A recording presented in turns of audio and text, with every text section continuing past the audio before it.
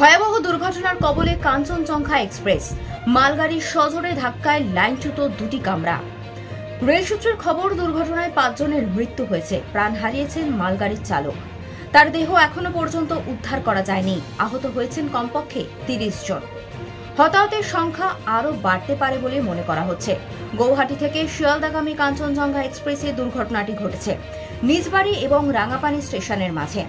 আচমকায় কাঞ্চনজঙ্ঘা এক্সপ্রেসের পিছনে সজোরে ধাক্কা মারে একটি মালগাড়ি, আর তাতেই লাইনচ্যুত হয় পিছনের দুটি কামরা, ছিটকে পড়ে পাশের জমিতে। সংঘর্ষের তীব্রতায় দুটি কামরায় দুমড়ে মুচড়ে যায়। অন্যদিকে ভারী বৃষ্টি উপেক্ষা করে যুদ্ধকালীন তৎপরতা শুরু হয়েছে উদ্ধার কাজ। আপাতত ওই লাইনে ট্রেন চলাচল বন্ধ রয়েছে। ঘটনাস্থলে পৌঁছেছে বিপর্যয় মোকাবিলা বাহিনী। অন্যদিকে টুইট করে বিশেষ বার্তা দিয়েছেন প্রধানমন্ত্রী। তিনি বলেছেন, পশ্চিমবঙ্গের রেল দুর্ঘটনা দুঃখজনক। যারা তাদের প্রিয়জনকে হারিয়েছেন তাদের প্রতি সমবেদনা। আমি প্রার্থনা করি আহতরা দ্রুত সুস্থ হয়ে উঠুক। পাশাপাশি এক্স হ্যান্ডেলে উদ্বেগ প্রকাশ করে পোস্ট করেছেন পশ্চিমবাংলার মুখ্যমন্ত্রী মমতা বন্দ্যোপাধ্যায়।